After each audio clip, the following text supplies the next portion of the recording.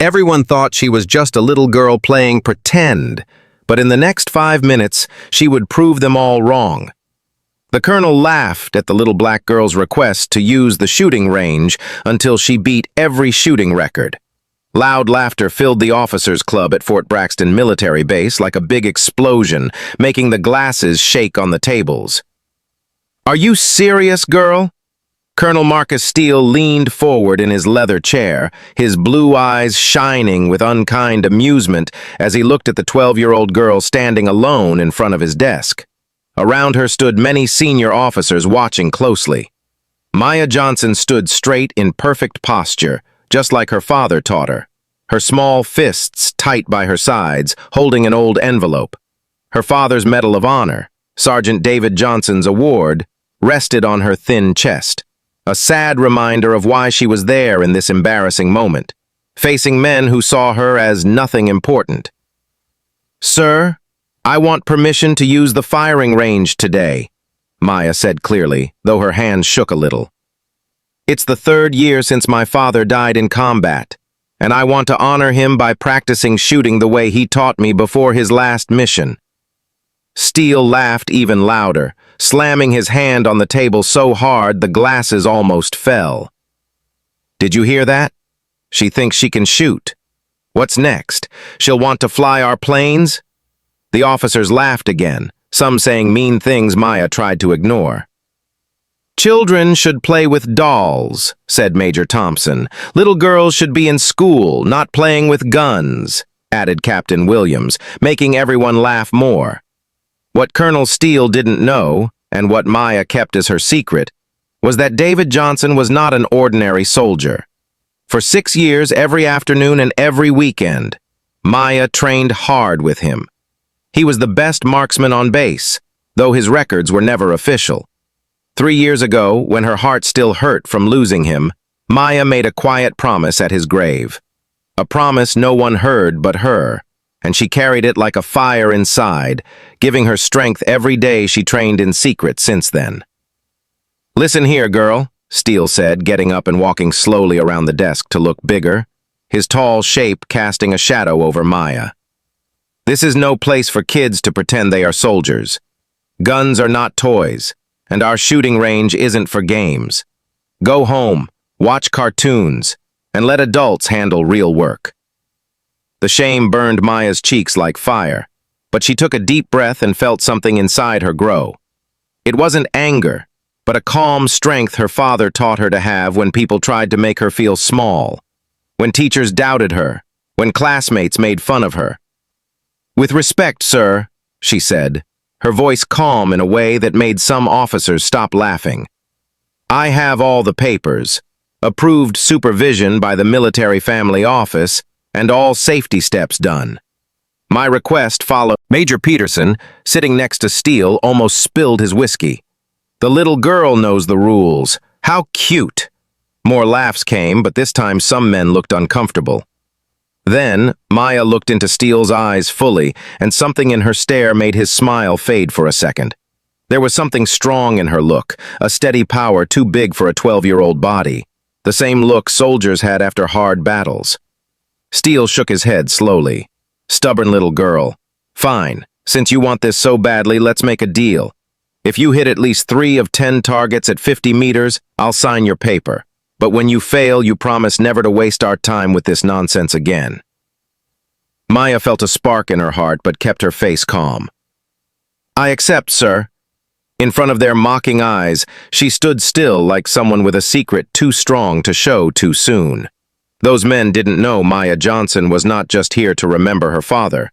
She came to keep her promise and turn the worst shame of her life into the greatest proof anyone had ever seen on that base. If this story of bravery and strong will touches you, get ready to see how one 12-year-old girl would break every record and humble some of the proudest soldiers the Army ever had. Steele's cruel smile grew wide like a shark that smells blood. "Perfect," he said. "Let everyone watch this lesson in knowing your place." He waved to the others. "Gentlemen, let's go to the range and see a child face the truth." Major Thompson stood up, rubbing his hands in mean excitement. This will be better than a movie. She'll run away crying before she even lifts the gun." The officers laughed loudly, already sure how this would end. As they walked down the halls, Maya followed a few steps back, hearing their mean whispers without flinching. "I bet she'll faint when she fires," Captain Williams muttered, "or cry for her mom." But none of them knew Maya had been at that range hundreds of times. For 3 years, she had come every Saturday morning at 5:30 while the base was quiet. A maintenance soldier who had served with her father would let her in silently, a promise between people who knew what it meant to honor the dead. At the firing range, Steele pointed at a table full of standard guns. "Pick your tool for failure, little girl. I'd take the smallest one. Maybe you'll at least hold it." Maya walked forward, as calm as before. She touched each weapon until she picked a Glock 19 pistol, the same model her dad used to teach her when she was 7. "Interesting choice," Steele said, pretending interest. "At least you will fail with style." Laughter filled the air, though some soldiers watching were not as amused. Sergeant Rodriguez, the range instructor, came over, looking worried. He had worked with her father and knew his great skill. "Colonel, maybe we need extra supervision," he said. "Nonsense," Steele snapped. "She wants to act like a soldier. She'll learn like one. No help." His voice was so harsh some of his own men looked away. Maya checked her gun calmly. Her move so practiced Rodriguez blinked twice. She ejected the magazine, checked the chamber, tested the trigger, each step smooth, like she had done it thousands of times. "Well, well," Steele said with a grin. "Looks like Daddy showed you a few tricks before he wasn't around to save you." The cruel words about her father's death hurt, but Maya stayed calm. Then something changed. She closed her eyes for a moment, and when she opened them, the scared girl was gone. In her place stood someone strong and sure. "Ready when you are," Maya said, her voice so calm some soldiers traded looks. It was the same tone soldiers had before impossible missions. Steele stood behind her, arms crossed, while officers whispered bets about her failing. "All right, little girl. 10 shots, 50 meters. You only need 3 hits. That should be simple with all your family training."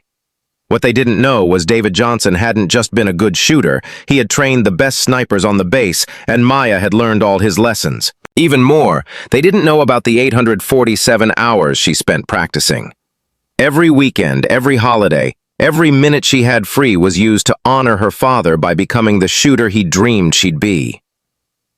When she took her stance, the air felt different. The laughing stopped.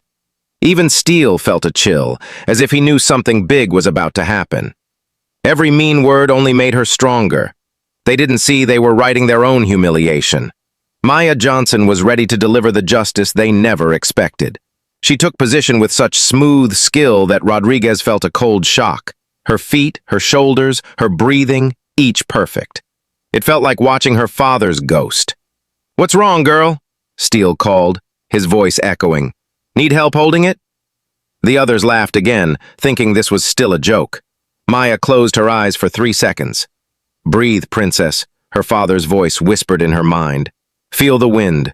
Listen between your heartbeats. The perfect shot happens there." When she opened her eyes, everything felt different. Soldiers nearby stopped, pulled in by the quiet power around her. "Ready when you say," she told Steele, her voice so calm even he paused. Sergeant Rodriguez stepped closer. He had served with David Johnson in Afghanistan. He knew what this girl had learned. "Colonel," Rodriguez said firmly, "maybe we should all wear hearing protection." Steele frowned. "Sergeant, it's just 10 shots from a scared kid. We don't need gear to watch her fail." Rodriguez nodded but moved to a spot where he could help if needed. He knew what no one else did. David Johnson was the man even the best snipers asked for help. "All right, girl," Steele said with a smirk. 60 seconds, 10 shots, begin." Each shot came right after the last one with perfect timing. Maya didn't hurry or look nervous. She was simply doing something she had practiced for years in secret. When she fired the 7th shot, Steele finally stopped laughing. The 8th shot made many officers stop whispering. By the 9th shot, a heavy silence spread across the field like a cold wind. As Maya got ready for her 10th and final shot, something surprising happened. Instead of just pointing straight at the target, She shifted her stance a little to adjust for a tiny gust of wind no one else had noticed. It was the kind of small, perfect correction only the best shooters ever did. The last shot echoed with a sound that felt like it was announcing history. Maya lowered her gun calmly, turned on the safety, and faced Steele directly. 10 shots complete as you ordered, sir, she said in a clear, formal voice. For the first time since the challenge had begun, Steele looked unsure. There was something about Maya's steady confidence that did not match the humiliation he had planned so carefully. Rodriguez stepped forward with strong binoculars to check what everyone secretly feared was true. The experienced sergeant had seen many great shooters in his career, but nothing like this. What those proud men did not know was that Maya hadn't just come to play along with their challenge. She came to prove that some legacies are bigger than the small minds trying to break them, and that real strength often grows in places everyone thinks are weak. When Rodriguez looked at the target 50 meters away, his face turned pale in a way that made even Steele feel a chill down his spine. It was as if he had seen something that didn't fit into what he believed humans could do. The quiet that followed was so complete that you could hear the flags moving in the wind. Rodriguez kept staring through the binoculars, his face slowly changing from curiosity to shock, and finally to something like respect. "Sergeant Rodriguez," Steele called, trying to sound casual but unable to hide the fear in his voice. "Well, what's the result? I suppose we can start explaining reality to this little girl." Rodriguez lowered the binoculars, his hands shaking a little. For a moment he just looked at Maya, his face caught between awe and disbelief. "Colonel," he said slowly, his voice dry, "you should look yourself." Steele's face twitched. "What do you mean, look myself? How many did she hit? 5? 6? He sounded like a man who felt the ground slipping from under him. Rodriguez held out the binoculars with a serious look. "All 10 shots, sir." He stopped, shook his head, and looked at Maya. "Colonel, you really should see it with your own eyes." Steele snatched the binoculars, but even his fingers were unsteady. When he looked through the lens, his proud face collapsed like a weak wall in a storm. What he saw was beyond belief. All 10 bullets had hit the exact center of the target so perfectly that it looked like one slightly larger hole. It was the level of precision that professional snipers spend their lives trying to reach, and a 12-year-old girl had done it calmly in front of dozens of witnesses. "Impossible," Steele whispered, checking and rechecking the hole. "This must be some kind of trick, faulty equipment, something." Maya stood silently, watching his arrogance crumble. There was no pride or meanness in her eyes, only the calm dignity of someone who had done exactly what she promised. Major Thompson walked up, took the binoculars, and checked for himself. He reacted as if someone had punched him in the chest. "My God, that grouping is better than anything I've seen in 20 years of service." One by one, the other officers looked at the target. One by one, their sure faces turned pale. Captain Williams, who had laughed at the idea of a little girl shooting, was completely speechless. It was then Rodriguez made a choice that would change everything. He stood beside Maya and said in a strong, respectful voice so everyone could hear, "Miss Johnson, your father would be the proudest man alive right now. You didn't just honor his memory today. You set a new level of excellence for this entire base." His words hit Steele like a bullet. He realized the awful truth. He hadn't just mocked a child, he had mocked the daughter of a fallen hero, a girl whose skills were greater than any soldier under his command. Worse, he'd done it in front of dozens of witnesses. Soldiers were already whispering, some recording with their phones. The story would spread across the whole base and beyond. "How?" Steele finally managed to ask. His voice sounded small and distant. "How can a child shoot like that?" Maya looked straight at him for the first time since the challenge began. "My father taught me respect is earned by action, not by words," she said. "He taught me that when someone doubts you just because of prejudice, the best reply is to show exactly what you can do." Her simple answer struck everyone like lightning. A 12-year-old girl had just taught a lesson in honor to grown men who thought they knew everything. Rodriguez stepped closer. "Miss Johnson, your father always said you had a gift, but he never said you were this gifted. Would you be interested in trying longer distances?" Maya's eyes lit up with interest. "What distance do you have in mind, Sergeant?" 100 meters, 200, whatever you'd like." Steele watched them talking with growing horror. The girl he had tried to humiliate was about to show skills that would make him look like a fool forever. More soldiers gathered, drawn by the whispers. Some veterans came closer with serious faces, recognizing something special. Maya checked her weapon again, her calm, smooth motions so different from the nervous energy around her. 200 meters, she said softly. That would be a good next step. And at that moment, Steele realized the terrible truth. Maya Johnson hadn't just come to prove a point. She came to teach a lesson about respect, skill, and prejudice that none of them would ever forget. And the lesson was only beginning. After new targets were set up farther away, a question hung in the air like a challenge. Would Maya keep surprising them? Or would she finally reach the limit of her gift? And more importantly, what other lessons could a 12-year-old girl teach a room full of adults who had underestimated her so badly? 6 months later, Maya Johnson walked through the base halls wearing a gold badge. Junior Precision Marksmanship Instructor, Army Exceptional Talent Program.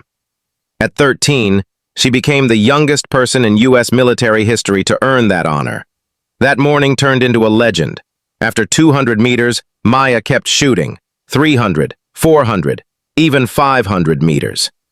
At 500 meters, she hit a target the size of a coin using only iron sights.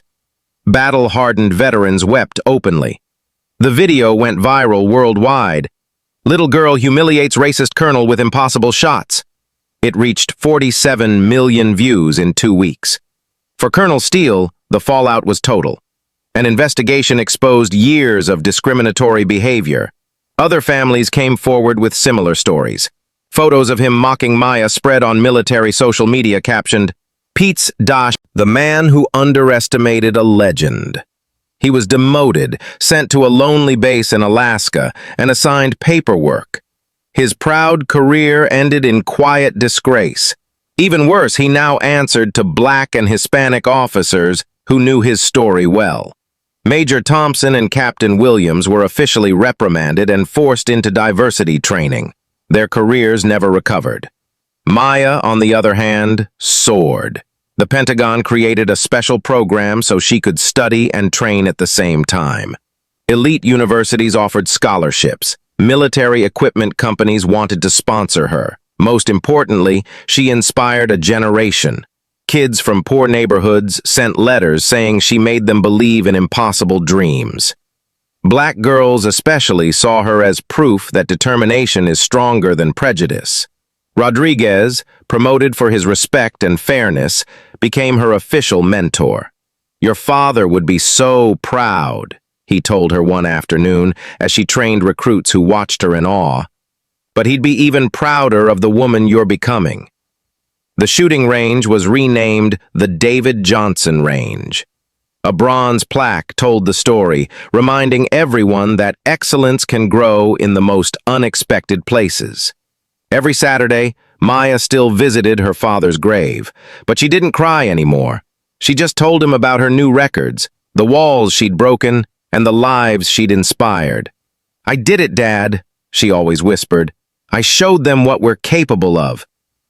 The base transformed. Zero-tolerance policies for discrimination were put in place. Talent programs in underserved areas became a priority. Maya's story was told in every training course as an example of what happens when you judge someone too soon. Ironically, Colonel Steele had done the exact opposite of what he intended. He didn't humiliate Maya. He handed her the perfect chance to shine. His attempt to belittle her became the start of the base's greatest transformation. 6 months later, in an interview, Maya was asked if she resented Colonel Steele. Her answer showed wisdom far beyond her years. "He gave me the greatest gift," she said, "the chance to prove him wrong. Sometimes our biggest enemies become our best teachers, without meaning to." Maya Johnson had learned the most important lesson. The best revenge isn't destroying those who tried to tear you down. The best revenge is growing so much that your achievements can never be ignored. She turned humiliation into motivation, prejudice into fuel, and underestimation into unstoppable determination. The little girl who once asked permission to honor her father had become a force that rewrote the rules about potential, prejudice, and respect. If this story of courage and justice moved you, don't forget to subscribe to the channel. You'll find more powerful stories about people who turned their biggest humiliations into the greatest victories of their lives.